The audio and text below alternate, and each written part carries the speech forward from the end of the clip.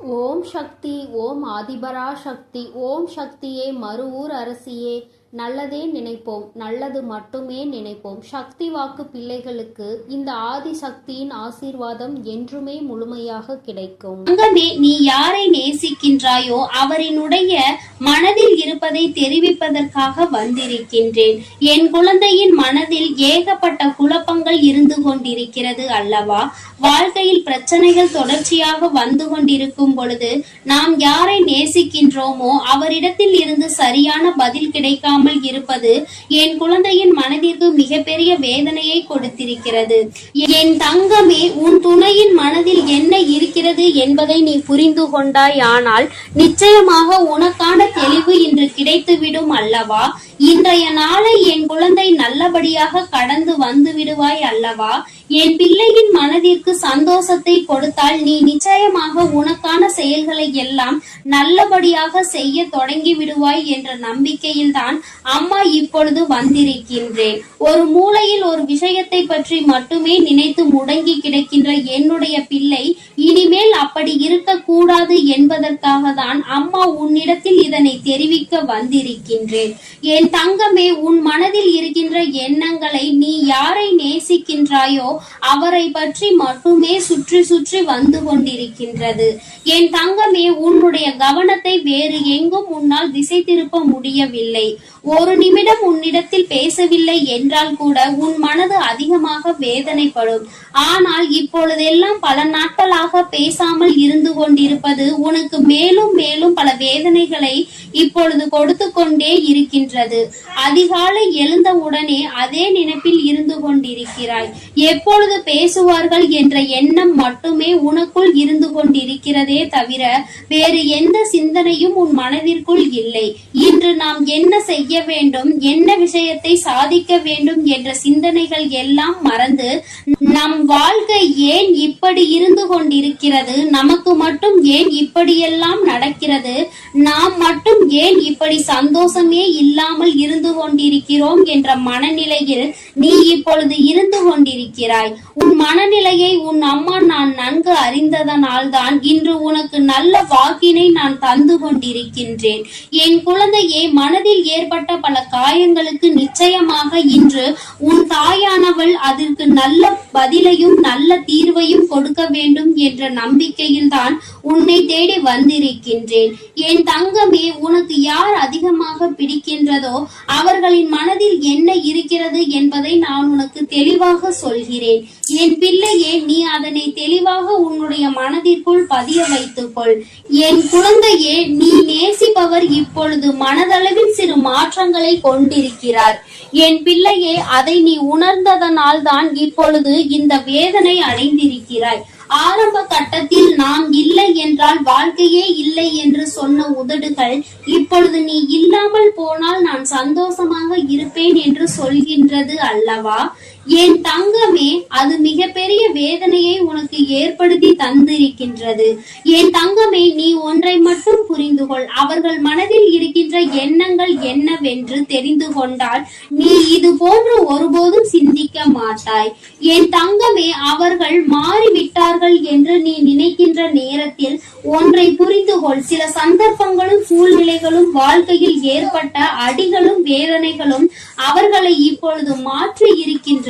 தானாக எந்த மாற்றங்களும் நடக்கவில்லை. மாறி இருக்கிறார்கள் என்று நீ சொல்வது உண்மைதான். அதை ஒருபோதும் உன் அம்மா நான் மறுக்கவில்லை. ஆனால் அவர்கள் பட்ட கஷ்டங்களும் வேதனைகளும் அத்தனை அதிகமாக இருக்கும் பொழுது யாராக இருந்தாலும் மாற்றங்கள் வரத்தான் செய்யும். அந்த மாற்றங்களை எதிர்கொள்ள நாம் தான் பழகி கொள்ள வேண்டும். என் தங்கமே, இந்த மாற்றங்கள் உனக்கு ஏற்றுக்கொள்ள முடியாததாக இருந்தாலும் இந்த மாற்றத்தினால் உனக்கு எந்த பாதிப்பும் இல்லை. உன்னுடைய அன்புக்கு எந்த பாதிப்பும் அங்கே நடக்கவில்லை. அவர் மனதில் உன் மீது ஆரம்பத்தில் வைத்திருந்த அன்பு அப்படியேதான் இருக்கிறது. ஆனால் அதை வெளிப்படுத்துகின்ற விதம்தான் வாழ்க்கையில் ஏற்பட்ட சில கஷ்டமான சூழ்நிலையின் காரணமாக மாற்றங்களை கொண்டிருக்கிறது. ஆரம்பத்தில் பேச்சுக்கள் அதிகமாக இல்லை. ஆனால் அதன் பிறகு பேசுவதற்கு அதிகமாக தொடங்கிவிட்ட பிறகு கருத்து வேறுபாடுகள் அதிகமாக வரத் தொடங்கி இருக்கிறது. இது போன்ற கருத்து வேறுபாடுகள் ஏற்படும் போது இது நமக்கு உகந்த வாழ்க்கைதானா என்று நீ கூட சிந்திக்கின்றாய். ஆனால் உன்னுடைய அந்த நேசிக்கும் உறவானது, உன்னுடைய துணையானவர் ஒருபொழுதும் இந்த வாழ்க்கை நமக்கு சரியானது இல்லை என்று சிந்தித்தது கிடையாது. வார்த்தைகளை கோபத்தில் அதிகமாக விட்டாலும் எந்த ஒரு சூழ்நிலையிலும் நீ எனக்கு வேண்டாம் என்றோ இந்த வாழ்க்கை நமக்கு சரிப்பட்டு வராது என்றோ அவர் சொல்ல நினைத்ததே கிடையாது. என் தங்கமே, நீ கூட அவசரத்தில் ஏன் தான் இந்த வாழ்க்கையை தேர்ந்தெடுத்தேனோ, எதற்காக இந்த வாழ்க்கை எனக்கு இத்தனை கஷ்டத்தை கொடுத்து விட்டதோ, நான் எடுத்த தவறான முடிவினால் தான் இப்பொழுது அனுபவித்துக் கொண்டிருக்கிறேன் என்றெல்லாம் நினைத்திருக்கின்றாய். ஆனால் உன்னுடைய துணை ஒருபோதும் அப்படி நினைத்தது கிடையாது. அவரினுடைய உணர்வுகளுக்கு உன் தாயானவள் நான் நிச்சயமாக மதிப்பு கொடுக்கிறேன். அவரினுடைய எண்ணங்கள் என்ன தெரியுமா? நாம் எத்தனையோ கஷ்டப்பட்டு இந்த வாழ்க்கை அடைய நினைக்கிறோம். ஆனால் நம்முடைய சூழ்நிலை இப்பொழுது சரியில்லையே. இந்த வாழ்க்கையை நாம் இப்பொழுது அமைத்துக் கொண்டால் நம்முடைய எதிர்காலம் நன்றாக இருக்குமா? நம்மை நம்பி வந்தவர்களை நாம் சந்தோஷமாக வைத்து பார்த்து கொள்ள முடியுமா என்ற அச்சத்தில் தான் இப்பொழுது உன்னை விட்டு சிறிது தூரம் விலகி நின்று கொண்டிருக்கிறார்கள். உன் மீது அதிக அன்பு கொண்டதால் தான் இந்த பிரிவு ஏற்பட்டிருக்கிறது என்பதை நீ புரிந்து கொள்ள வேண்டும். என் தங்கமே, அம்மா சொல்வது யார் உன் மீது உண்மையான அன்பு வைத்து சந்தர்ப்ப சூழ்நிலையினால் பிரிந்து நிற்கின்றார்களோ அவர்களுக்கு மட்டுமே பொருந்தும் என்பதையும் நீ புரிந்து கொள்ள வேண்டும். என்று உன்னை வாழ்க்கையில் இருந்து விரட்டி அடிக்க வேண்டும் என்று நினைத்து விலகி இருப்பவர்களுக்கு இது பொருந்தாது என்பதையும் நீ புரிந்து கொள்ள வேண்டும். என் தங்கமே, உனக்கு நல்ல வாழ்க்கையை கொடுப்பேன் என்று அவர்கள் வாக்குறுதியை கொடுத்திருக்கின்றார்கள் அல்லவா? ஆனால் அதை காப்பாற்ற முடியாத சூழ்நிலை ஏற்பட்டு விடுமோ, வாழ்க்கை நமக்கு மேலும் மேலும் கஷ்டத்தை கொடுக்கிறதே என்ற பயத்தினால்தான் இப்பொழுது உன்னை விட்டு ஒதுங்கி நின்று கொண்டிருக்கிறார்களே தவிர அவர்களினுடைய அன்பில் எந்த ஒரு மாற்றமும் இல்லை.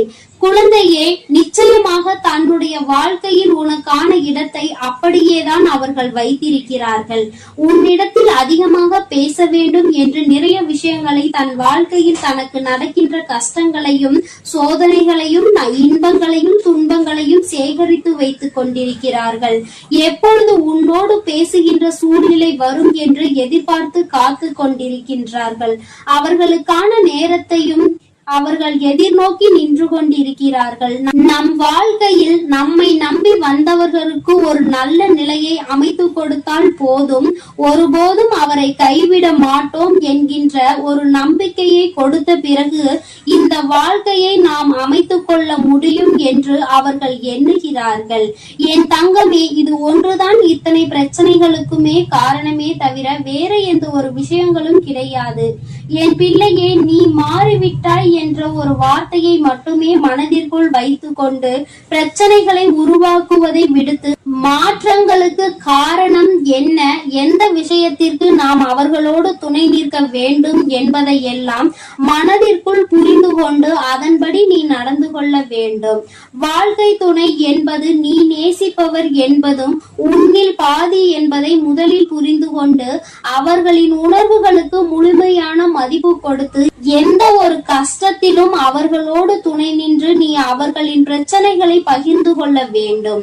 உன்னுடைய கஷ்டங்களை நான் பகிர்ந்து கொள்கிறேன் என்ற நம்பிக்கையை அவர்களுக்கு நீ கொடுக்க வேண்டும்.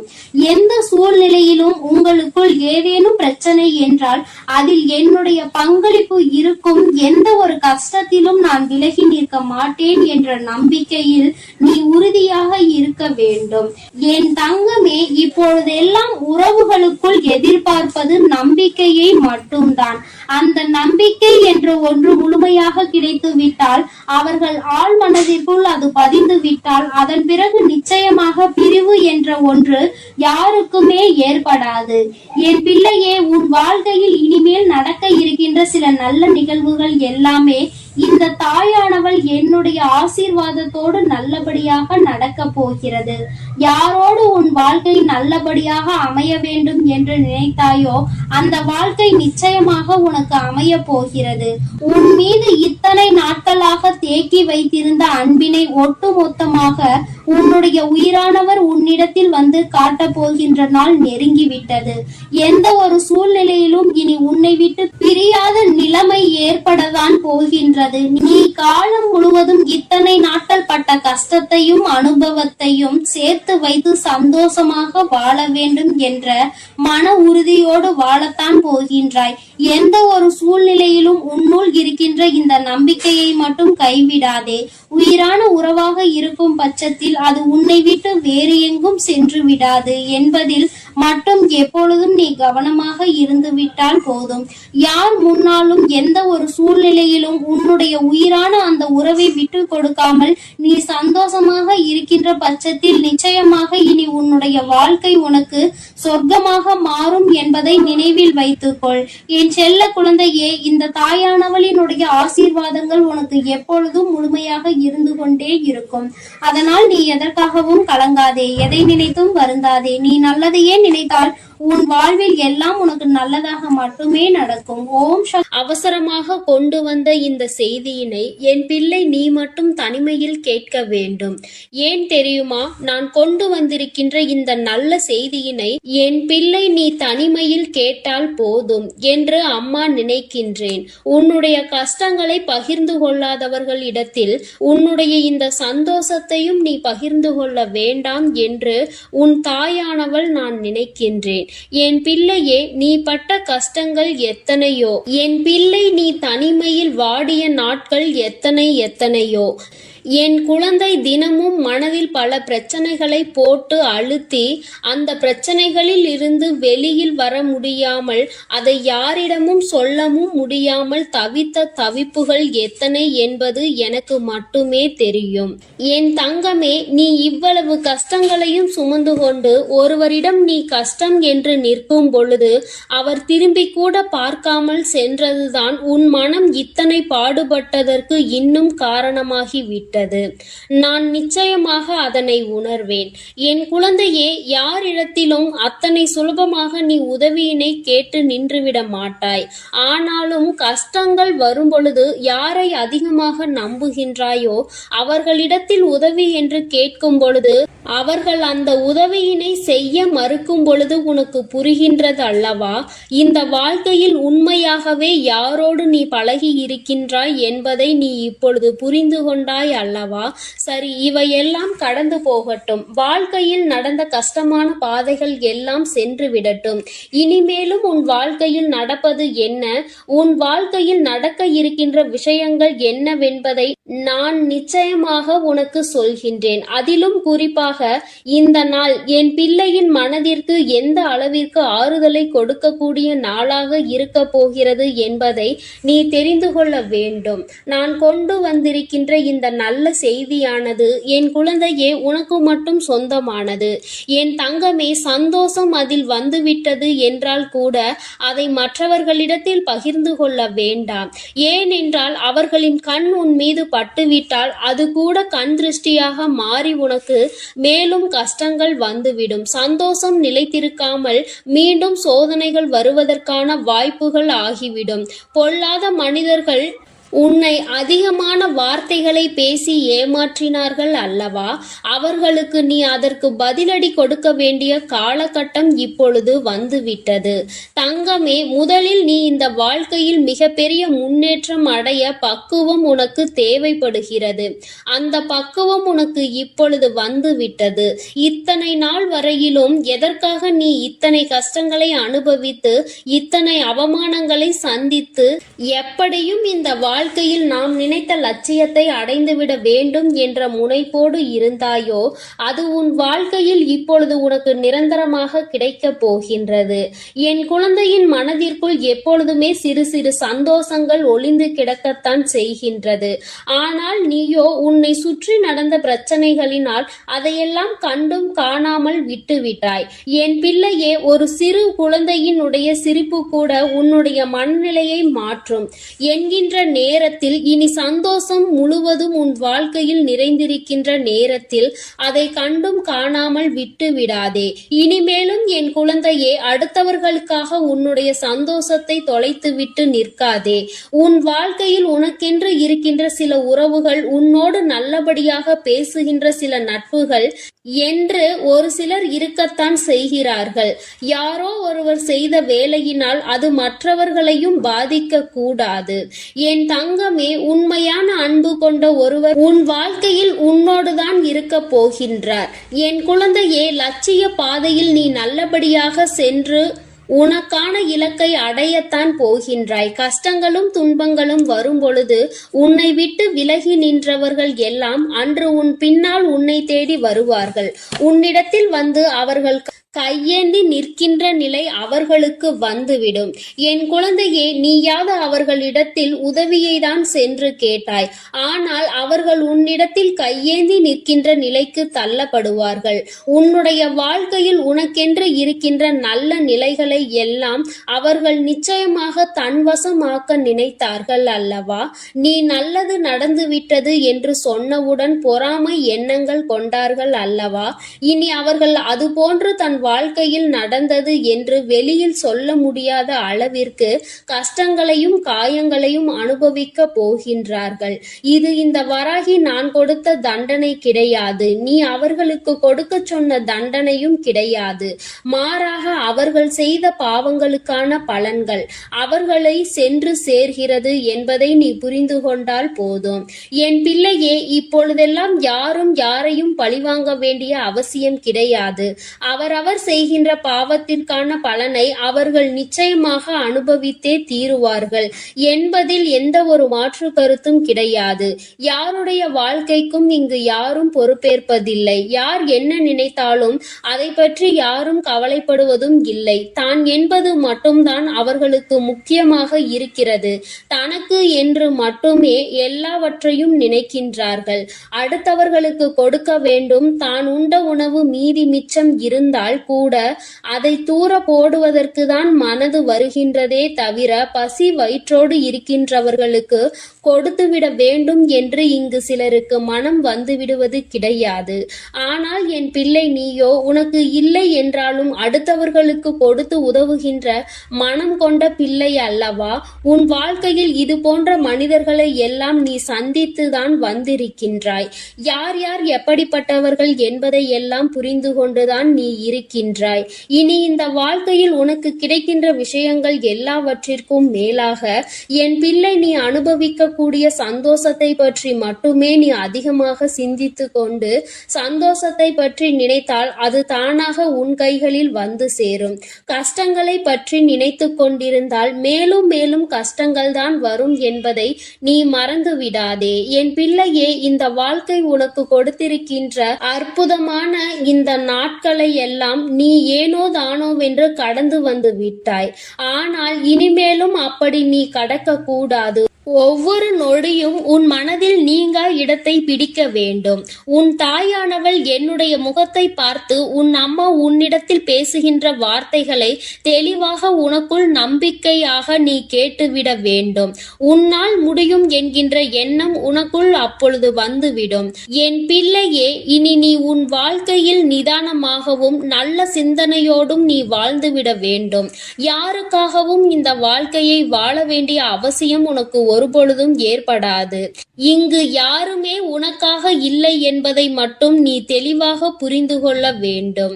நீ மட்டும் ஏன் மற்றவர்களுக்காக வாழ நினைக்கின்றாய்? யாருக்கும் இங்கு எந்த தியாகத்தையும் செய்ய வேண்டிய அவசியம் உனக்கு இல்லை என்பதை புரிந்து கொள். என் தங்கமே, உண்மையாகவே உன்னுடைய அன்பை உணர்ந்து கொண்டு உனக்கு அன்பினை அள்ளி கொடுக்க யார் ஒருவர் தயாராக இருக்கின்றார்களோ அவர்களிடத்தில் மட்டுமே என் பிள்ளை நீ மனம் சந்தோஷமாக உன்னுடைய ஆறுதல்களை அவர்களிடத்தில் தேடிக்கொள். என் பிள்ளையே, மற்றபடி தேவையில்லாத யாருக்கும் பதில் சொல்லிக் கொண்டிருக்க வேண்டிய அவசியம் உனக்கு இல்லை என்பதை புரிந்து கொள். அவரவர்கள் விருப்பத்திற்கு இங்கே காரியங்கள் நடந்து கொண்டிருக்கின்றது. மற்றவர்களை பற்றி சிந்தனைகள் அவர்களுக்கு ஒரு சிறு துளி அளவு கூட இல்லாமல் இருக்கிறது. அப்படி என்றால் அவர்கள் அவர்களுக்காக மட்டும்தான் வாழ்கிறார்கள். இது போன்ற மனிதர்களை எல்லாம் வாழ்க்கையில் ஒதுக்கி வைத்துவிட்டு உன்னுடைய கஷ்டங்களை உன்னோடு துணையிருந்து உன்னுடைய சந்தோஷத்திலும் உன்னோடு அதை பகிர்ந்து கொண்டு நிச்சயமாக எந்த சூழ்நிலையிலும் உன்னை கைவிடாமல் இருக்கக்கூடிய உறவு உன் வாழ்க்கையில் உனக்கு நிரந்தரமாக கிடைக்கப் போகின்றது. மன மகிழ்ச்சியோடு என் பிள்ளை இந்த நாளை நீ எதிர்கொள்ள வேண்டும். ஒவ்வொரு நாளும் உனக்கு நல்ல விடியல் என்பதை நீ புரிந்து கொள்ள வேண்டும். எதற்காக இந்த விடியல் வருகிறது என்று நினைக்காமல் இன்று இந்த விடியலில் ஏதோ ஒரு அனுபவத்தை நாம் பெறப்போகின்றோம் என்று நீ நினைக்க வேண்டும். நல்லதோ கெட்டதோ அதை நாம் சந்தோஷமாக ஏற்றுக்கொண்டு அடுத்த கட்டத்தை நோக்கி நகர்ந்து செல்ல வேண்டும் என்பதை நினைத்து கொண்டு நீ ஒவ்வொரு விஷயங்களையும் செய். இங்கு சோதனைகள் இல்லாத மனிதர்கள் இல்லை, வேதனைகளை அனுபவிக்காதவர்கள் இல்லை. ஆனாலும் நீ அவர்கள் முன்னால் நின்று பார். சிறு புன்னகையை பரிசாக கொடுப்பார்கள். அவர்களினுடைய வார்த்தைகள் உன் மனநிலையை மாற்றும். நீயும் அப்படித்தான் எப்பொழுதும் நடந்து கொள்ள வேண்டும். உன் முகத்தை பார்த்தால் அடுத்தவர்களுக்கு மன நிம்மதி கிடைக்க வேண்டுமே தவிர மனக்குழப்பம் ஏற்பட்டு விடக்கூடாது. என் பிள்ளையே, இதில் எப்பொழுதும் நீ கவனமாக இருந்து விட்டால் போதும். என் செல்ல குழந்தை இந்த வராகி அம்மாவினுடைய அருளும் ஆசீர்வாதங்களும் எப்பொழுதும் முழுமையாக கிடைக்கும். என் தங்கமே, அதனால் நீ எதற்காகவும் கலங்காதே, எதை நினைத்தும் வருந்தாதே. நீ பிள்ளையே, நீண்ட நாட்களுக்கு பிறகு உன்னுடைய குலதெய்வத்திடம் இருந்து உனக்கு நல்ல குறி ஒன்று வந்திருக்கின்றது.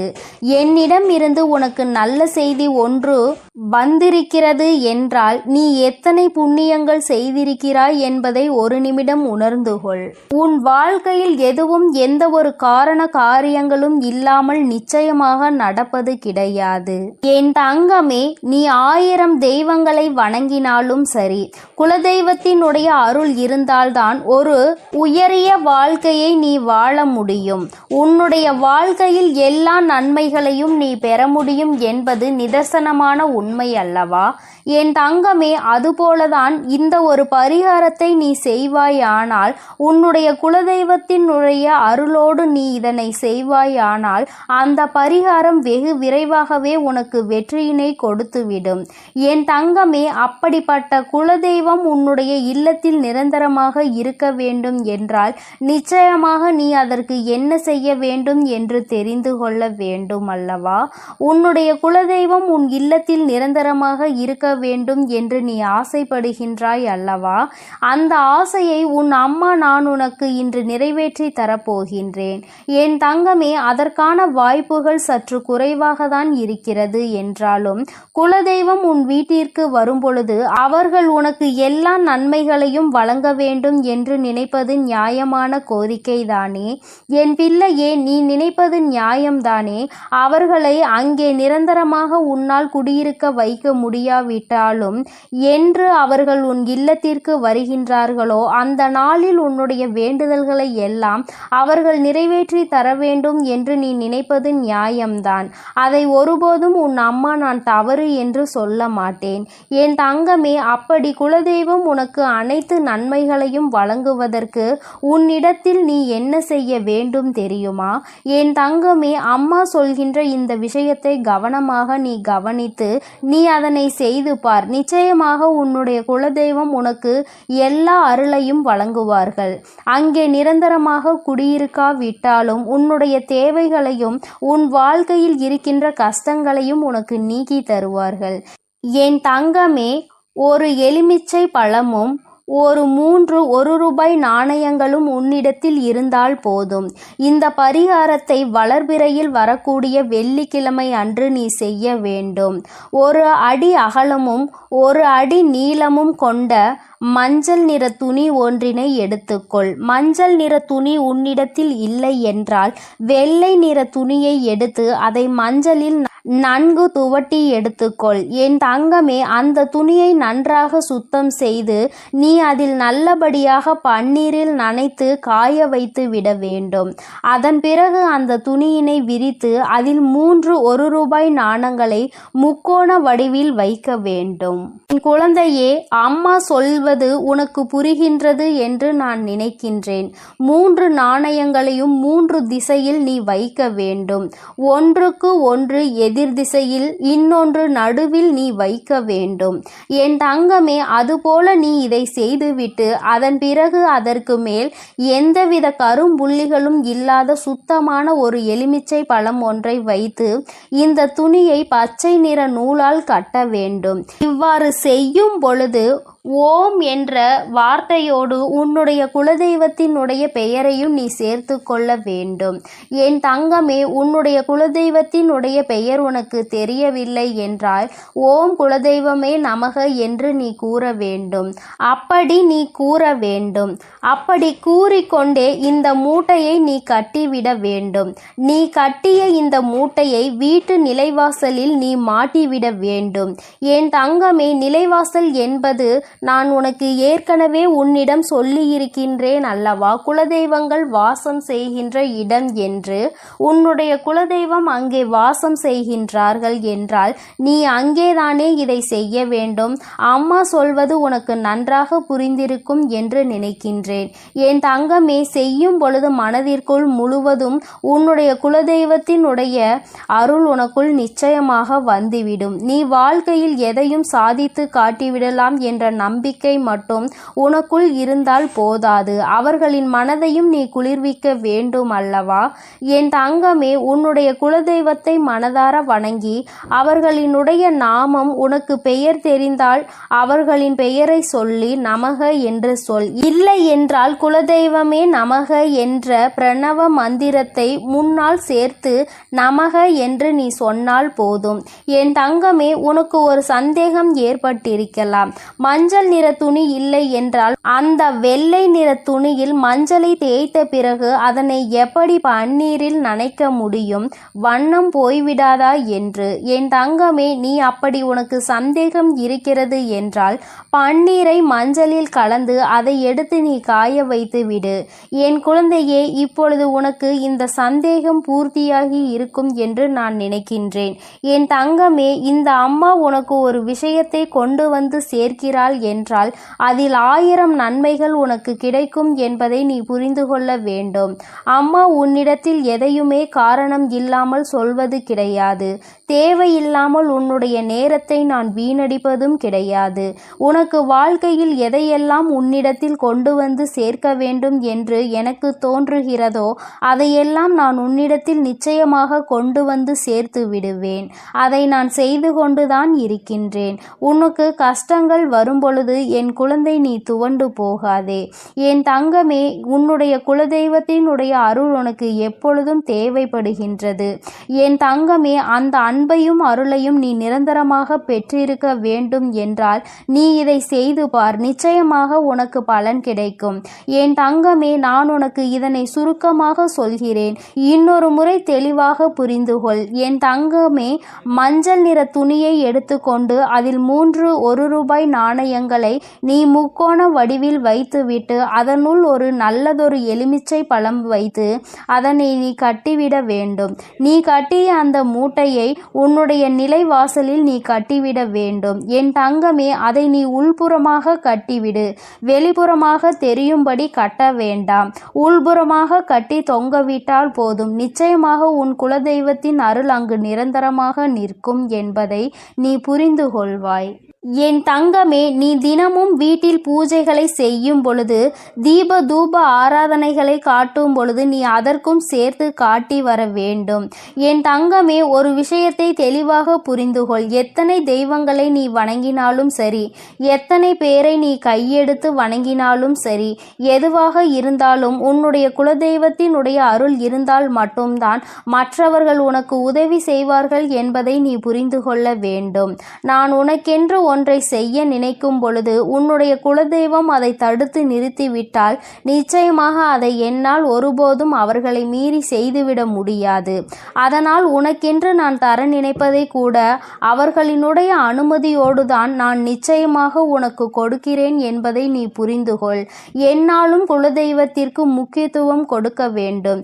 என் தங்கமே, நீ அதனை புரிந்து கொண்டு நடக்கின்ற வேளையில் நிச்சயமாக உனக்கு குலதெய்வத்தினுடைய ஆசீர்வாதம் ஆசீர்வாதங்களும் அருளும் எப்பொழுதும் நிலைத்திருக்கும். என் தங்கமே, வருடத்திற்கு ஒரு முறையாவது உன் குலதெய்வத்தை சென்று அவர்களின் இடத்திற்கே சென்று நீ அவர்களை வணங்கி வர வேண்டும்.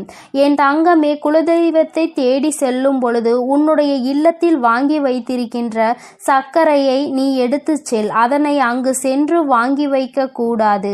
குலதெய்வ கோயிலுக்கு செல்லும் பொழுது எந்த பொருளையும் நீ கொண்டு செல்வதாக இருந்தாலும் அதை ஏற்கனவே உன்னுடைய இல்லத்தில் வாங்கி வைத்து எடுத்து செல்வதாக தான் இருக்க வேண்டுமே தவிர அங்கு சென்ற பிறகு அந்த இடத்தில் இருந்து வாங்கி நீ அவர்களுக்கு அதனை கொடுக்க கூடாது. என் தங்கமே, உன்னுடைய குலதெய்வத்திற்கு எப்பொழுதும் உன்னுடைய இல்லத்தில் இருந்துதான் நீ செய்ய வேண்டிய காரியங்களை எல்லாம் எடுத்து செல்ல வேண்டும். இதுவெல்லாம் நீ ஏற்கனவே அறிந்ததாக இருந்தாலும் அம்மா மீண்டும் உனக்கு ஒருமுறை ஞாபகப்படுத்துகிறேன். இந்த தாயானவள் உன் வாழ்க்கையில் வந்த பிறகு என் பிள்ளையின் வாழ்க்கையில் ஏதேனும் மாற்றங்கள் ஏற்பட்டிருக்கிறதா என்று நீ ஒருமுறை சிந்தித்து பார். என் தங்கமே, இந்த நல்ல நாளில் நீ மனமகிழ்ச்சியோடு இருக்க வேண்டும். எந்த ஒரு விஷயத்திலும் மனம் கலங்காமல் நீ நிச்சயமாக உன்னுடைய பூஜைகளை எல்லாம் நல்லபடியாக செய்து முடிக்க வேண்டும். உன்னுடைய நம்பிக்கையை ஒருபோதும் நீ குறைய விட்டு விடாதே. உன்னுடைய மனதிற்கு எல்லாமே நல்லபடியாக தான் நடக்கும் என்பதில் எந்த ஒரு மாற்று கருத்துமே கிடையாது. நல்ல எண்ணங்களையும் நல்ல சிந்தனைகளையும் கொண்ட என் அன்பு பிள்ளைகளுக்கு இந்த வராகி அம்மாவின் ஆசீர்வாதமும் அருளும் முழுமையாக கிடைக்கட்டும். என் அன்பு குழந்தைக்கு இந்த ஆதிபராசக்தியின் அன்பும் ஆசீர்வாதமும் முழுவதுமாக கிடைக்கும். ஓம் சக்தி, ஓம் ஆதிபராசக்தி.